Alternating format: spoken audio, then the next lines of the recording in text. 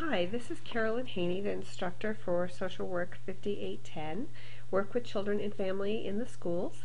This is my second take on the video. There is a video posted under doc sharing, but it doesn't seem to be working. So we're going to try this again. I just wanted to walk you through the course shell and hit some highlights of the syllabus. So when you open up the website, this is what it looks like. If you have problems, please let me know. Sometimes getting started is the hardest part of the process. So some of the different areas that you'll be wanting to pay attention to are the announcements. I don't frequently do a lot of announcements, so if you see an announcement, it's worth paying attention to. It's usually an update or I've got some interesting information to share. Then across the top we have the grade book where your grades will be kept. Email, you can email your classmates and me through this process. And then I don't know what live is, quite honestly. Oh, it's the live chat. We won't be doing that this semester. Then doc sharing is where the large majority of the documents will be in addition to your textbook. So they'll be either here in doc sharing or over here in Webliography. So as you can see, it's organized. Here's the main category, and I haven't put anything in there, but that's where I will put things such as grade sheets, information that you'll use across the curriculum. In fact, I should probably move the syllabus up into there. Currently, the syllabus is living under Unit 1. You'll also see it's up here in this corner, but sometimes I have trouble printing out this particular version, and so I always like to put it into the doc sharing as a Word document so you can be sure to have access of it. Oh, I guess it's actually here. And then there's Netiquette, which is another document that I'm asking you to read for this week. Alright, so the next piece is Dropbox. This is where you will be dropping your completed assignments. Journal is where you will be sending your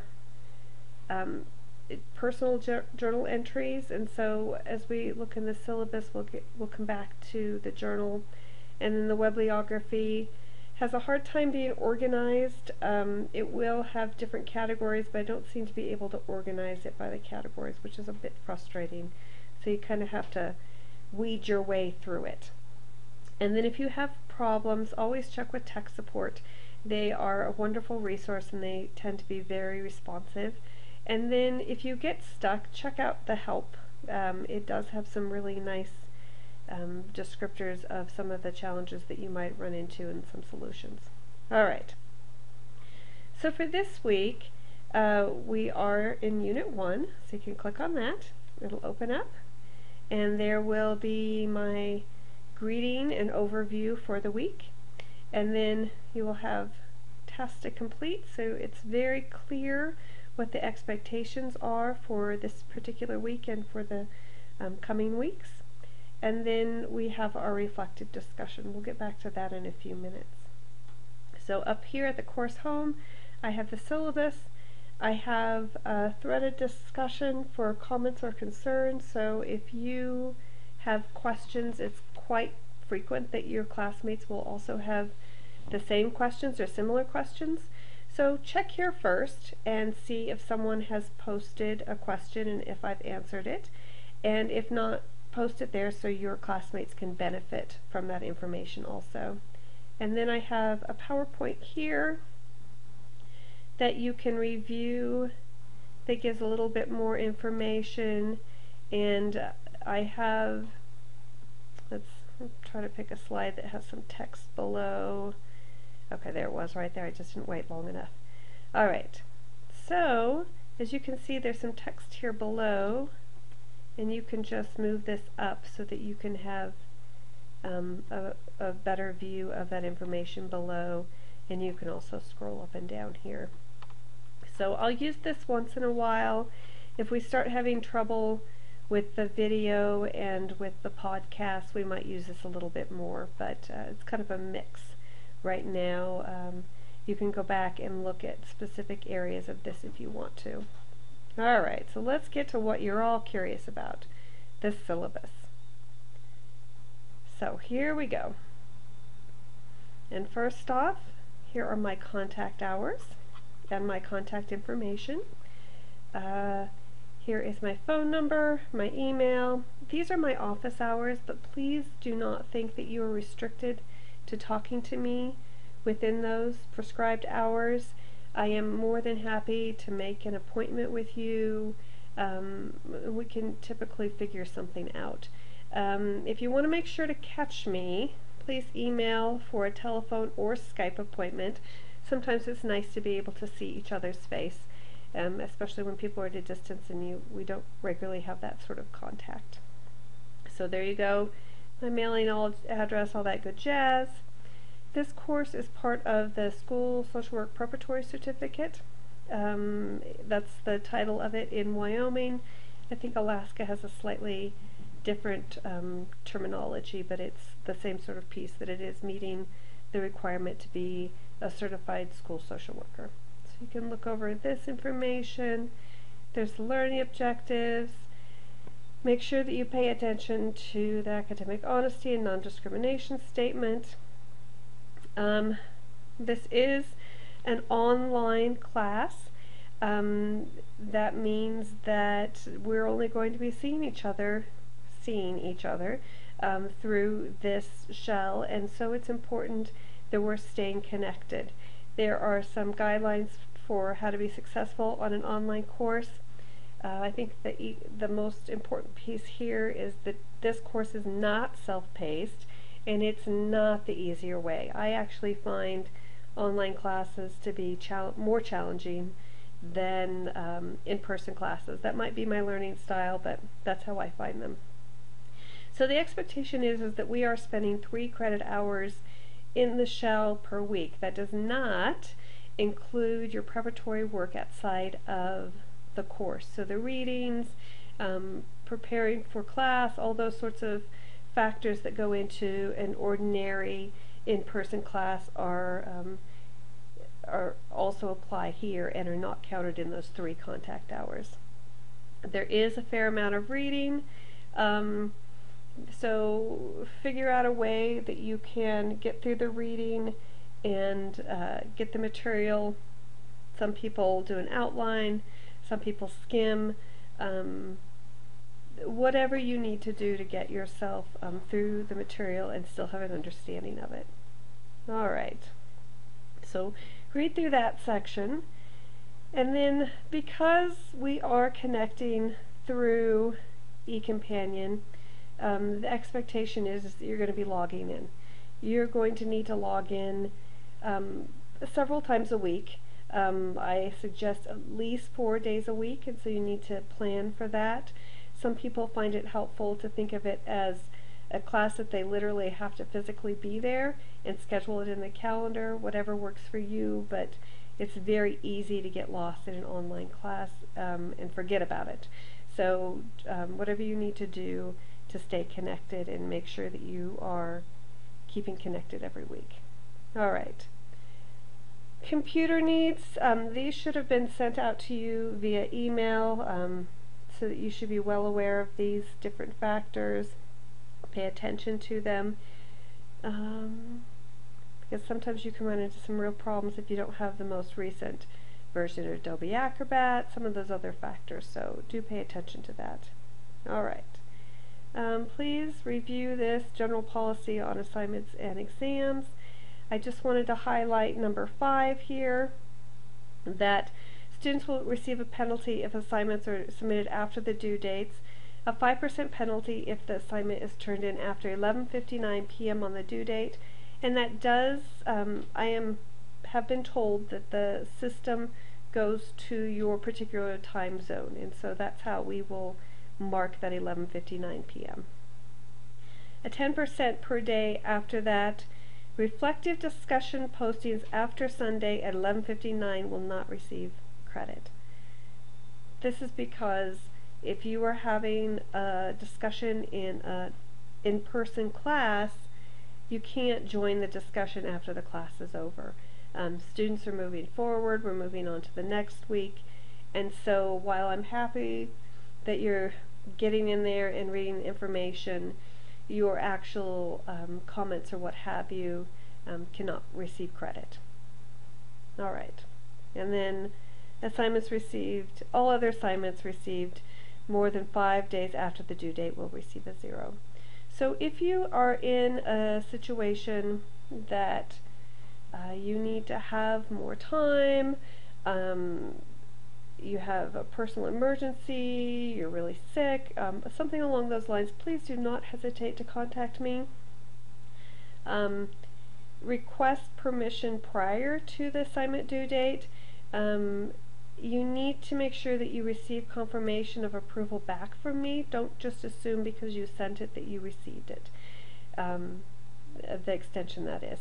So I think I can be very understanding, and I'm willing to work with individuals within reason. So please just communicate if you run into a situation. Alright, so we have one text for this class, which is the Allen Mears Social Work Services in Schools. It has pretty good readability, so I hope that that is not a problem. We'll talk later about the required viewing. I'm sort of still up in the air about that, but I went ahead and left it in because I really do believe it to be an amazing video that speaks to many levels of education and what that means. So, but we'll talk more about that later. This should say 6th edition instead of 5th edition, an error on my part. I always make errors in my syllabus no matter how hard I try. So there's the grading scheme, all the course outline, all the areas we're going to cover, and then the calendar that outlines, hopefully very understandably, the unit, what we're going to cover, what you need to read for that week, and then the weekly activities that are assigned. And we'll get to that reflective discussion in the journal entry in just a minute. So it goes through the whole semester, so I've got to scroll through here. Alright, okay, so here are the assignments over the course of the semester. There are reflective discussions, discussion moderation, activities, journal entries, assignment 1 and assignment 2. So reflective discussion is, it's threaded discussion for those of you who are familiar with eCompanion. I like to call them reflective discussions because that's what I would like them to be. I'd like them to be reflective in nature and you pulling information together and thinking about it at a higher level. So the first response to the posted question is due at Thursday at 11:59 p.m. again, per your time zone. And then you need to respond to at least 2 other students' responses, so their posts, by Sunday at 11:59 p.m. Alright? So then here below, I have the criteria and evaluation. Here are the different categories for how points will be awarded. I have on here that you need to have a post that is between 250 and 300 words. That's because I really want you to have a well thought out, and I want you to really deeply think about the material, and that can help you achieve that. So say you have 245 words. Am I going to dock you? More than likely not. It would have to also have some of these criteria up here that you have not met in order for you to lose the points. I don't want you to get real uptight about the 250 to 300 words, but I really do want you to push yourself so that if you're only at 150, I want you to say, okay, I'm missing something. What am I missing? How can I think about this more deeply and pull information together and really investigate this different topic? And so I really do want you to aim for that 250 to 300 words.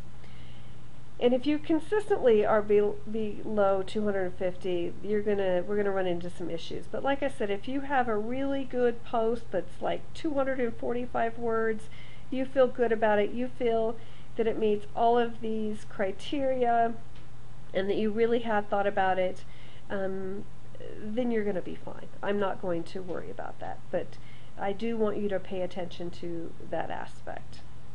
All right. So then this here is your discussion post to your classmates and the criteria for the different points. And here's some ideas about reflective discussion.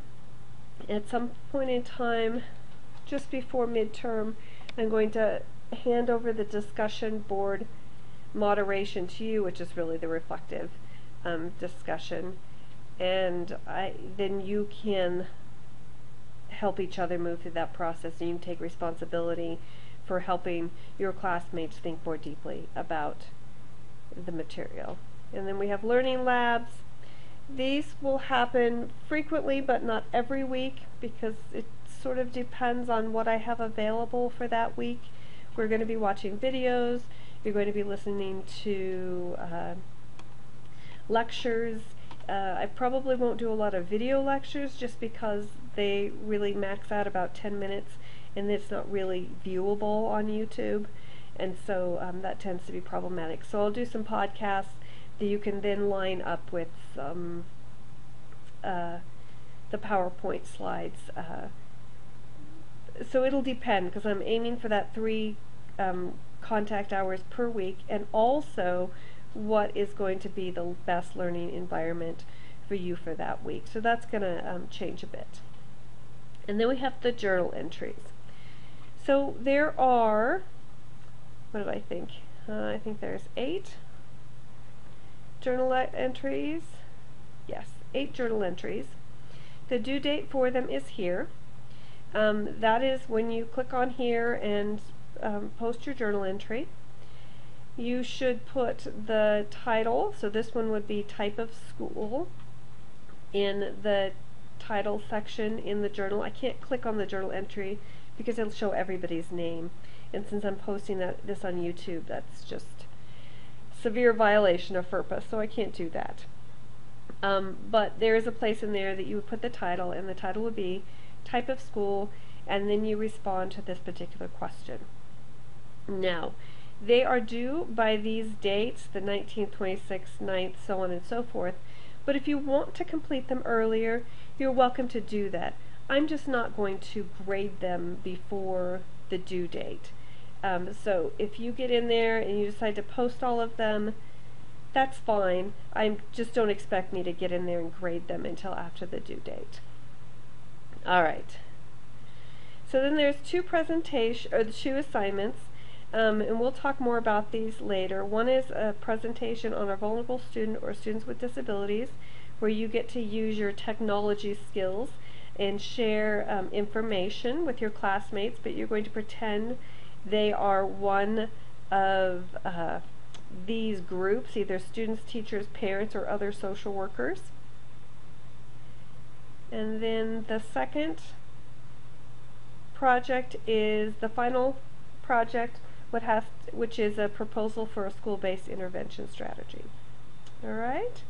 At the very end, for you students that are in Wyoming pursuing the school social work preparatory certificate, you'll see how the PTSB Professional Teaching Standards Board standards for school social workers are aligned with the MSW learning objectives. Alright? Alright, if you have any questions, don't hesitate to post in comments or questions, and I will check in there, and I look forward to a really wonderful semester and getting to know you.